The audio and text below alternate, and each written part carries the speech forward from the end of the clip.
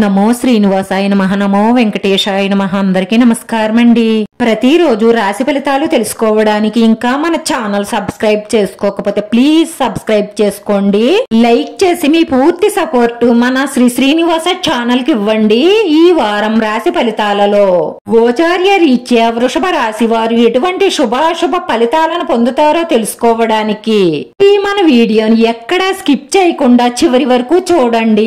ప్రేమ సంబంధిత విషయాలు అనుకూలంగా ఉంటాయి. వృత్తి వ్యాపారాలలో విజయం సాధిస్తారు.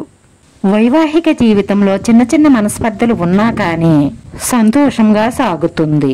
రోజు సమయం మీకు చాలా అనుకూలంగా ఉంటుంది. మంచి శుభవార్తలు అందుతాయి. దీంతో మీరు చాలా సంతోషంగా ఉంటారు. మీ సంతోషాన్ని మీ శత్రువులు చూడలేక మీకు ఏదో ఒక విధంగా హాని చెయ్యడానికి వాళ్ళు శతవిధాలా ప్రయత్నిస్తారు. కానీ మీ మంచితనం, మీ కుటుంబ సభ్యుల అదృష్టం కారణంగా మిమ్మల్ని ఏమీ చెయ్యలేకపోతారు.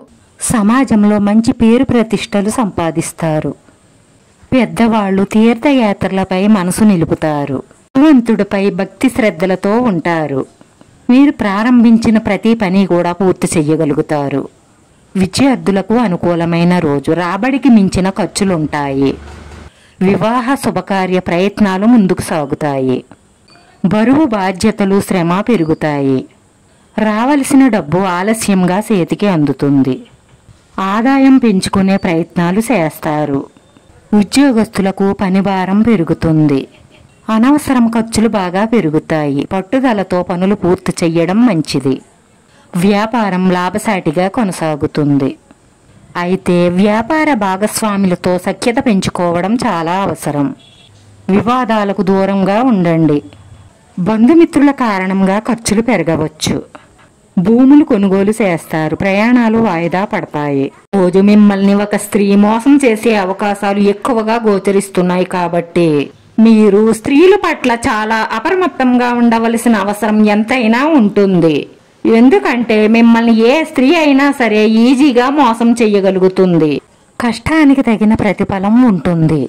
శ్రద్ధతో పనులు పూర్తి చేస్తారు. ఉత్సాహంతో ఉంటారు. అలసట లేకుండా నిరంతర శ్రమతో పనుల్లో విజయాన్ని సాధిస్తారు.